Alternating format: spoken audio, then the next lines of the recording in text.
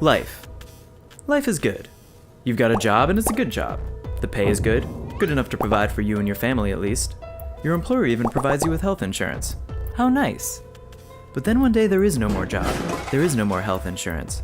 What happens if your savings are gone and the bottom drops out? That's where the social safety net comes in. The social safety net is the name given to federally funded programs designed to keep Americans from falling below a certain poverty level. It includes food stamp programs, Medicaid, and unemployment benefits. It could also include school lunch programs that provide free meals to students from low-income families, cash assistance to help pay electric or heating bills, and programs to help the disabled.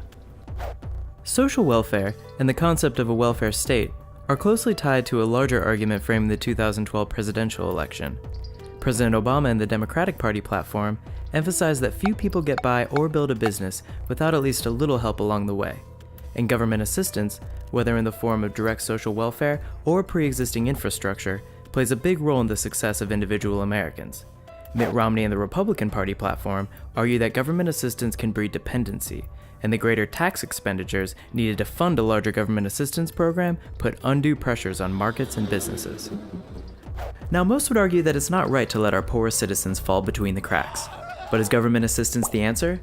Proponents say that in addition to keeping the unemployed and underemployed afloat, the safety net can be used as a safety trampoline, whereby the cash saved by food stamps or other subsidies can be put toward things like education.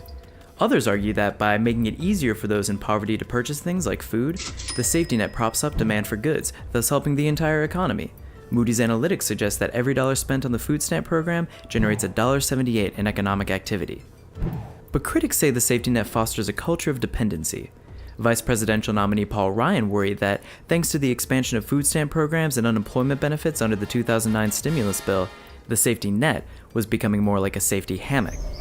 But both arguments ignore a larger truth about the safety net, which is that even as government benefits have grown over time, over the past 3 decades, a smaller and smaller percentage of federal assistance has actually gone to the poorest Americans. In fact, in 2011, 49% of the population lived in households that received some kind of government assistance. So why has this happened? Well, one big reason is that, as a result of the recession, many middle-class Americans are taking advantage of government benefits wherever they can. But where's most of that money going? Social Security and Medicare. The elderly population is growing fast, and so are healthcare costs. Today, 48 million Americans receive Medicare benefits, and that number is expected to rise to 80 million by 2030. Meanwhile, the revenues used by the government to pay for Social Security and Medicare are way down, thanks to both the Bush-era tax cuts and the recession in general.